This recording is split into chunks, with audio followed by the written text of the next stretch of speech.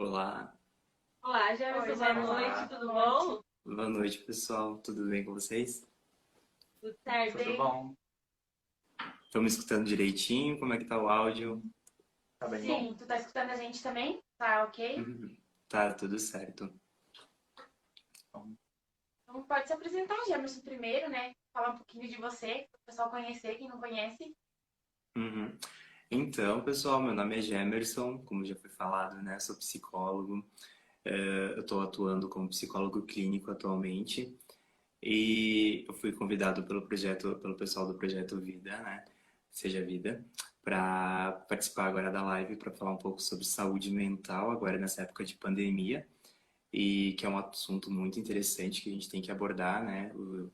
Dadas as últimas novidades que estamos passando. Então, Jefferson, assim, para a gente começar o nosso debate, começar a nossa conversa, o que você acha que esse distanciamento social vai trazer para a nossa população, para as pessoas, para a gente que tem que acostumado a sair, ter contato com o pessoal? O que você acha que pode trazer em relação à saúde mental para a gente? Mas os danos psicológicos, né, que isso pode acarretar. Aham. Então, Liliane, a princípio a gente não tem nenhum estudo assim, não tem muitos estudos a respeito do isolamento social nessa parte psicológica.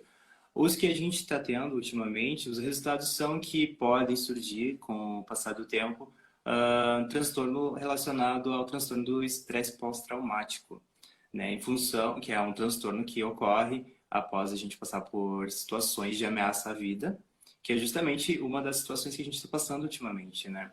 Essa situação onde você se depara com informações referentes a um vírus que está acontecendo no planeta inteiro, no mundo inteiro, e muitas pessoas estão morrendo. Você liga a televisão, você entra nas redes sociais, você escuta no rádio, é sempre uma enxurrada de informações sobre essa questão e você fica com medo e esse medo ele vai para algum lugar. Você tem que de certa forma trabalhar com isso, né? Ele fica dentro de você.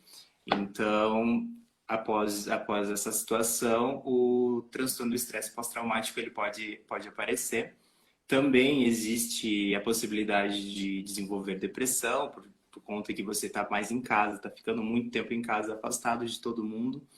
A questão de um transtorno relacionado à ansiedade, como também o transtorno de ansiedade ou até mesmo o transtorno de pânico, né? Essa Sim. questão de que você fica mais em casa. Quando você fica mais em casa, você tem contato com sentimentos e emoções que você até então não tinha parado para prestar atenção. Porque antes, com toda a correria do dia a dia, a gente começa, eu vou para academia, eu vou correr, eu vou sair, eu vou passear, eu vou numa festa, eu vou num bar com os meus amigos e existem questões que vão ficando meio de lado. Você não para para prestar atenção nelas. Quando você fica em casa no isolamento social, você tem acesso a essas emoções, esses sentimentos que estão ali guardados, né, introjetados. Então, a partir do momento que você tem acesso a isso, pode emergir algum sentimento que você não está preparado para lidar, né? E como, por exemplo, questões que você não resolveu até o momento e essas questões, se você não estiver preparado, não tiver uma base de apoio boa, um suporte para lidar com elas, realmente você vai encontrar bastante barreiras, né? Sim. E também com isso, com a ansiedade que vem, pessoas que às vezes não conseguem ficar em casa, têm que trabalhar, correndo o risco, né, de medo de pegar o corona e levar para a família. Eu acho que também tem esse medo, né, que as pessoas vão levando para si, levam para dentro de casa. Ah, minha família está toda em casa, mas eu estou trabalhando. Eu acho que tem esses medos também, né? Exatamente, conviver com aquela incerteza, aquela insegurança, né? Aquele medo diário de que você tem parentes, provavelmente, que podem ser contagiados, que podem pegar e você precisa trabalhar. Ou você não pode ver eles, ter contato com eles e estar afastado e em algum momento pode ser que isso aconteça. Essa incerteza, sabe? Quando que vai acabar? Essa incerteza de um final que a gente tem que que saber como lidar, né? Eu achei bem pertinente essa questão que tu colocou, que a gente guarda emoções, sentimentos, questões para serem resolvidas. E agora, nesse período, a gente acaba batendo de frente com isso, né? Porque ele tá ali, a gente não tem mais atividade, a gente não tem mais com o que se ocupar e acabam vindo as frustrações. Como que você acha que a gente poderia lidar com essas frustrações? Então, frustração, ela já é o resultado de alguma coisa, né? Eu sempre coloco assim que a frustração, ela é o resultado de quê? De expectativa, decepção, e daí você se frustra. Para lidar com uma frustração, por exemplo, você tem que saber da onde que ela está vindo. Você tem que meio que ter uma ideia, tentar procurar, tentar buscar da onde que essa frustração veio. Eu sempre paro para prestar atenção naquelas dicas que a gente vê na internet. Para que você se sinta bem, você tem que ler 15 páginas de um livro por dia. Você tem que comer uma comida 100% saudável. Você tem que correr 3 quilômetros. Você tem que meditar por meia hora. Tá, tudo bem. Eu acho que isso é uma questão válida, né? Eu acho que procurar manter uma qualidade de vida melhor é sempre válido, mas tem gente que não consegue, tem gente que não consegue fazer um exercício assim todos os dias, tem gente que não consegue fazer uma leitura, ter uma rotina de leitura aí todos os dias para poder se sentir dentro dessa dica que a gente vê por aí, dessas dicas que a gente vê por aí. Então, o que que acontece? A pessoa não consegue atingir e ela se frustra. E daí ela fica desanimada. E aí ela perde interesse por muitas outras coisas também. Então, uma das hipóteses assim que eu gostaria de dizer para tentar trabalhar as frustrações seriam realmente tentar buscar da onde que elas estão vindo, qual é o início delas, né? Qual é a origem delas? Por que que você tá se frustrando bastante? Então, realmente seria em questão, mais ou menos uma relação em relação a isso. Eu acho que é interessante, né? Como a gente vai ter que ficar em casa mesmo, parar para pensar, já que está ficando frustrado, parar, analisar, pensar como é que está sendo a vida, parar para refletir e tentar levar para um lado que você consiga achar uma solução para isso, né?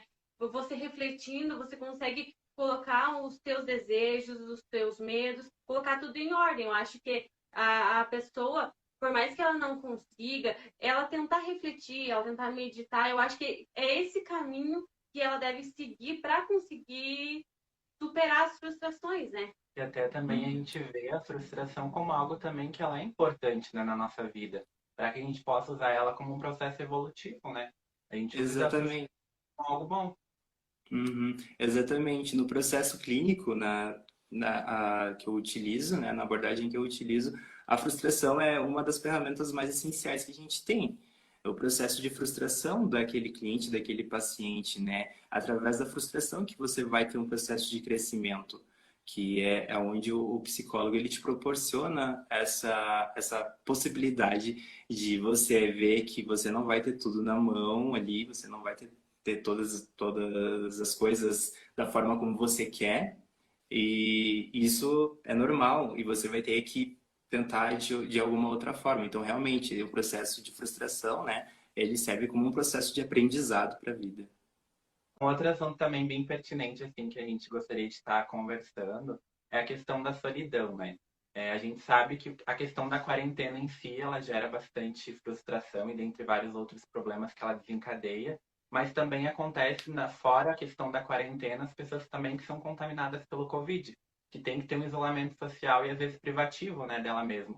Então, como que a gente pode fazer para lidar com esse processo de solidão, de se sentir só, seja ou em casa com a família ou sozinho contaminado? Uhum. Então, o ser humano, ele já é ele já foi feito para ser social, né? A gente já nasce dependendo de alguém, a gente já nasce dependendo da mãe, então a gente já é somos ah, pessoas que necessitam realmente de estar em contato com alguém. Então, nesse momento, quando você se sente solitário, dentro da solidão, porque a solidão ela é um processo psicológico, né? Ela é uma experiência psicológica. Quando você se sente solitário, você tem que tentar entender da onde que está vindo essa solidão, o porquê, o que está faltando para você nesse momento, né? Tentar entender o que está acontecendo com você aí dentro, né? Quais são as emoções, quais são os sentimentos que estão introjetados aí dentro, que estão fazendo falta para você ter esse contato com alguém, né? Então, lidar com a solidão, ela é uma forma, assim, é uma das formas mais difíceis que a gente pode encontrar, realmente. Mas eu imagino que se você fizer uma autoanálise, né? Uma autoanálise diária, até mesmo, e no final da semana você tentar fazer uma retrospectiva, como eu me senti essa semana. Eu me senti mais para baixo, eu me senti mais tranquilo, como eu me senti. Fazer até mesmo pequenas anotações, né? Pegar um caderno, não custa pegar um caderno e fazer anotações diárias de como você tem se sentido. Porque realmente se sentir solitário e com essa enxurrada de informações que a gente está tendo, informações de notícias, de todas as coisas ruins que estão acontecendo ultimamente, elas podem fazer mal, né, em algum momento.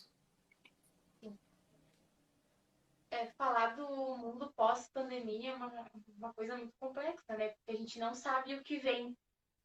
Mas como tu acha que mudanças você acredita que terão no mundo, né? Futuramente, pós esse episódio agora que a gente está passando? Ou até as mudanças também que a gente já está se adaptando e já está, no caso, convivendo, né, com essas mudanças, no caso. Na verdade, o pós é o que a gente está vivendo, entre aspas, né? Porque a gente já está se adaptando. Exatamente. Isso. Exatamente. Eu acho que as mudanças elas já começaram a acontecer, né? Então as mudanças elas já estão acontecendo aí no dia a dia, quando você vê que as pessoas elas estão parando para pensar mais no outro, né? Elas estão parando para pensar mais em como aquela pessoa está se sentindo. A gente está vendo aí bastante iniciativa de gente tentando se ajudar, gente que não pode ir no mercado, pessoas do grupo de risco que não podem ir no mercado e elas estão recebendo ajuda dos vizinhos que não pertencem ao grupo de risco, eles podem ir ao mercado. A gente está vendo aí também uma mobilização até mesmo dos governos, né? E é onde a gente vai começar a prestar atenção que agora é necessário fazer investimentos em educação e ciência e saúde, porque a gente não tem capacidade de atender esse grande número de pessoas que estão ficando doentes, né? Então, a gente está prestando atenção naquilo que é essencial. A gente está começando a prestar atenção naquilo que realmente faz falta se um dia não tiver mais. O valor é pequenas coisas, né? Justamente Isso, como tu fala. exatamente. A gente, no caso, é Exatamente. acostumado a viver num mundo assim, tão corrido, a gente faz muita coisa ao mesmo tempo, e quando chega nessa limitação, a gente percebe que coisas que eram rotineiras se tornam essenciais e necessárias, e pelo fato de não poder mais, a gente acaba, no caso, realmente dando valor e olhando com um olhar mais fraterno também, né? Exatamente, Thiago. Até aquela questão do almoço em família que muita gente não conseguia fazer antes, né, da pandemia. Ah, evitava ou tinha muita outra coisa para fazer, preferia ficar em casa assistindo uma série, um filme, ou simplesmente não queria ir. Hoje a gente vê que isso está fazendo falta para um monte de pessoas, né? E a gente vê aí que existem avós que estão há mais de meses aí sem poder abraçarem os seus netos, existem pais que não estão vendo seus filhos. A gente está vendo aí um distanciamento das famílias nessa questão e a gente está começando a perceber o que realmente importa. A gente está começando a tentar valorizar, a gente vai começar a valorizar mais esses pequenos gestos, esses pequenos acontecimentos da nossa vida, né? Esse distanciamento, eu acho que mais para frente vai reaproximar muitas pessoas que não eram tão próximas da família, por exemplo, né? Que não se conversava, não dá tempo, meu dia tá corrido, é muito serviço e não consegue parar para abraçar, não consegue parar para conversar. É tudo agora pela internet e agora eu acho que depois que passar tudo isso, as pessoas vão começar a dar valor um pouco mais de estar junto, de abraçar, de conversar pessoalmente e não só pelas redes sociais, né? Porque agora que é o momento de conversar pelas redes sociais, tudo via internet, está sendo mais difícil, né? E quando a gente tem a possibilidade de encontrar a pessoa, a gente não dá tanto valor como agora a gente está dando, né? Exatamente. Uma das questões que eu sempre levanto em clínica é você fazer um levantamento de tudo o que está acontecendo quando existem um atrito assim de relação, né? Você faz um levantamento de tudo que está acontecendo, porque a gente vê aí que as pessoas se afastam das outras por pequenas coisinhas, por pequenos atritos de ego, assim, uma briga de ego. E será que realmente vale a pena se afastar de determinada pessoa por essas questõezinhas pequenas?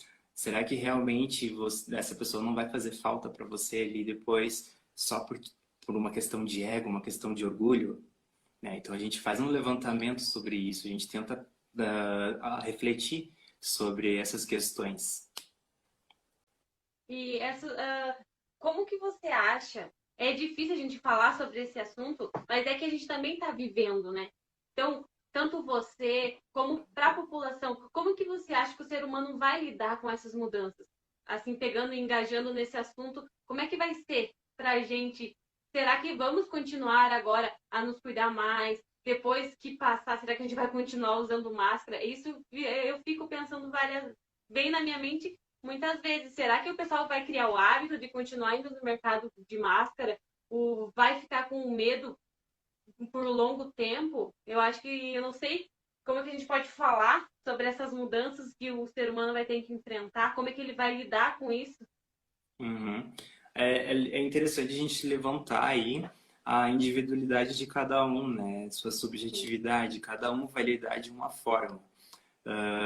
Normalmente as pessoas elas se adaptam ao meio. Algumas pessoas conseguem mais facilmente, outras pessoas elas desenvolvem um estado disfuncional, né? Que seriam então as questões dos transtornos que podem surgir, algum outro problema de relação às suas emoções, ao seu psicológico, né?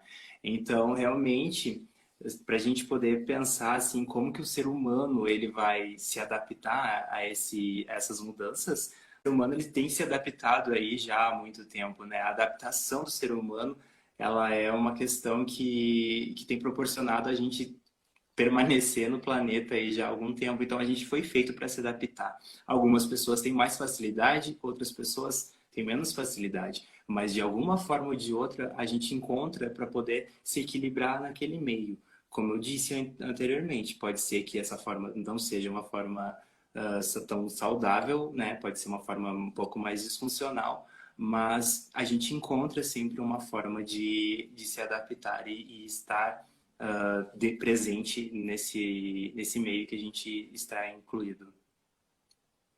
Sim, e também lembrando que quando você não está conseguindo, quando a pessoa não está conseguindo sozinho, né, passar por esse momento, tem ajuda, tem os psicólogos, né? A gente está aí para poder acompanhar esse processo, ajudar a pessoa a passar por esse processo, né? Exatamente, o psicólogo, o psiquiatra, até mesmo a tua família pode te ajudar nesse momento. Claro que o psicólogo e o psiquiatra eles são os profissionais adequados para participar desse processo, né? Mas se você está se sentindo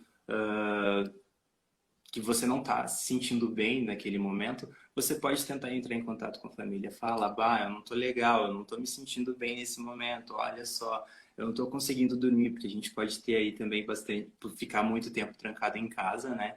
Questões relacionadas ao sono, bastante insônia, ou até mesmo dormir demais, né? Então, tenta se abrir com alguém próximo, né? É muito importante tentar se abrir com as pessoas que estão próximas a você. E através de todas essas mudanças que a gente está vendo, a gente vê mesmo o mudar do humano em relação, como a gente falou anteriormente, da empatia, né? Todo mundo está mudando e eu creio assim que de qualquer forma todo mundo quer se ajudar, quer ver o outro melhor, o outro bem. Então eu creio que essa mudança vai ser algo também bem pertinente para que a gente possa olhar o outro com olhar com mais fraternidade, né? Que a gente possa é estender a mão a quem precisa, e eu acho bem bonito isso, bem bacana também. Eu imagino que a maioria das pessoas elas estão com esse pensamento, né?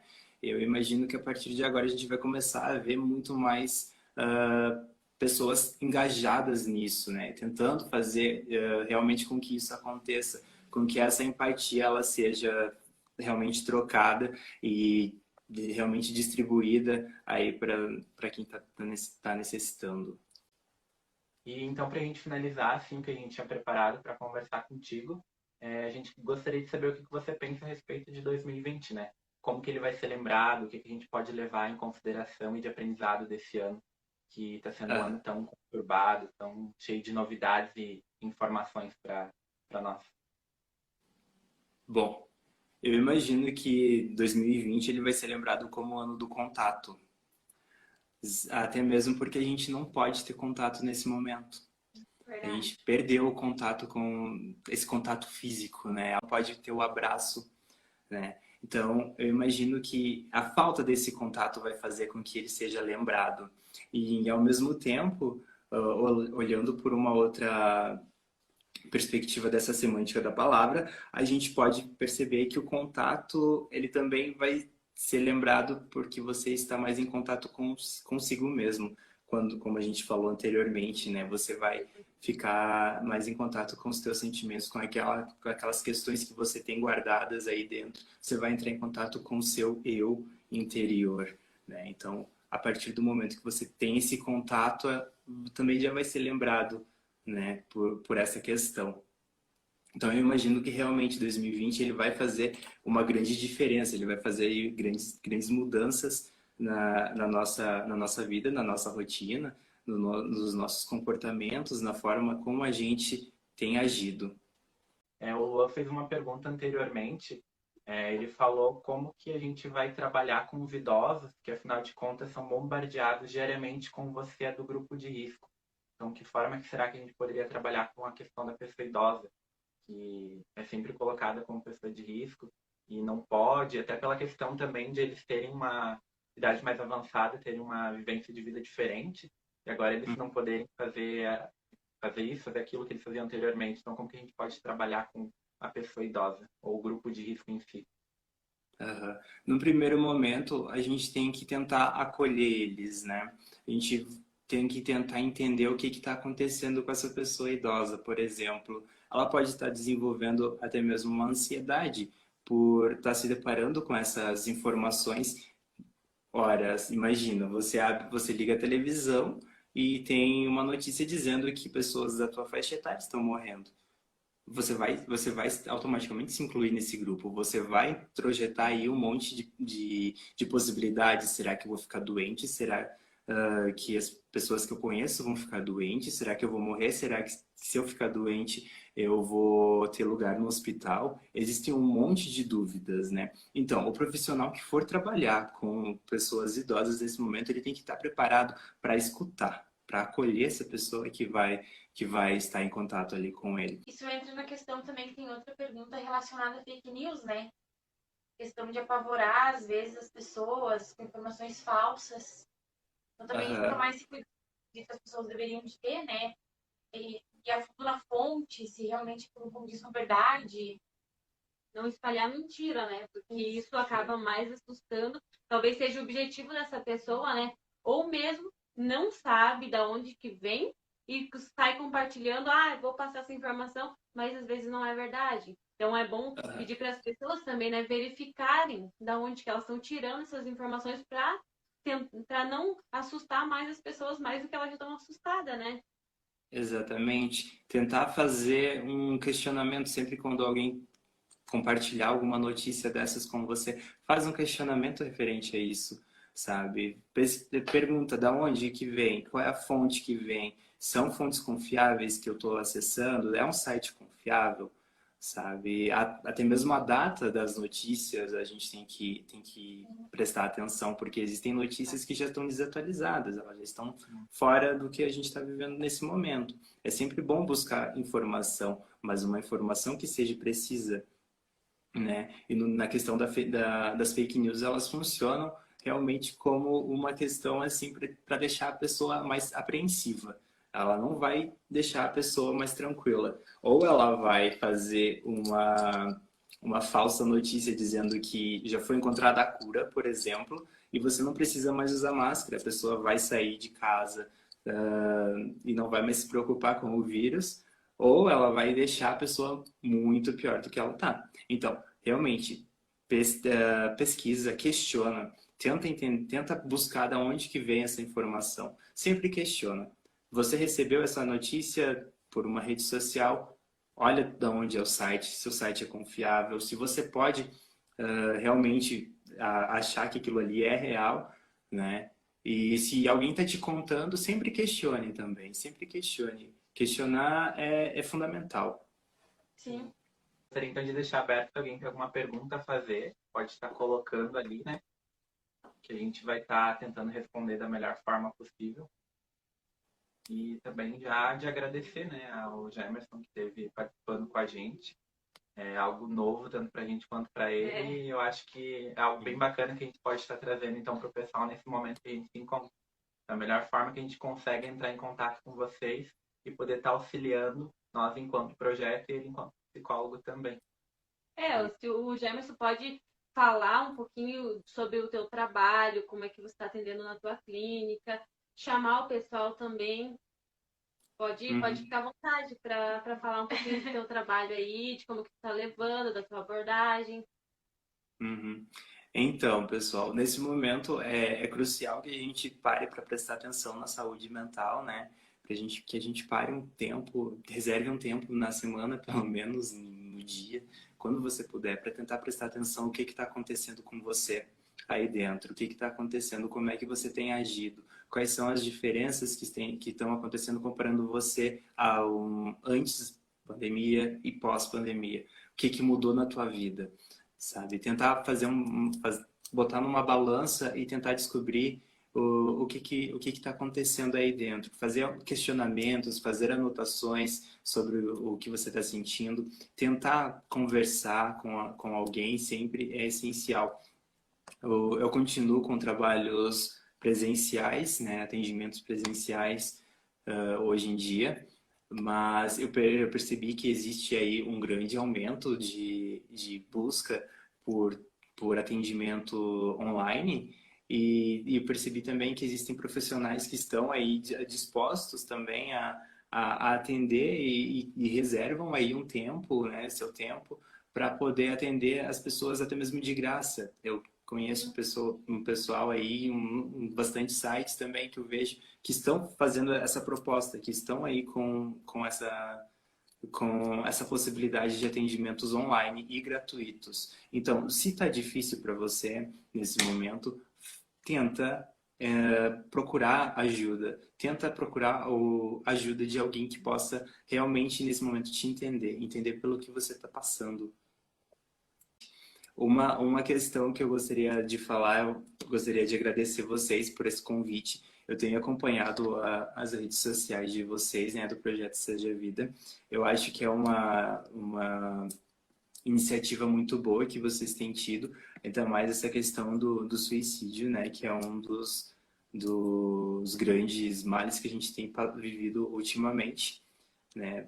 Eu acho muito importante que a gente tem que falar mais disso, a gente precisa falar sobre isso, né? Precisamos de informações sobre isso. Eu vejo muito em clínica assim uma desinformação de como é a atuação do psicólogo a respeito do suicídio. Então, se você está passando por um momento que seja relacionado a isso, a sentimentos ruins, a ideações ruins, pensamentos disfuncionais, procure ajuda, né? Com certeza tem um monte de gente perto, próximo de você, que pode te ajudar, que pode tirar um tempo para você. Se não tem, tenta procurar a ajuda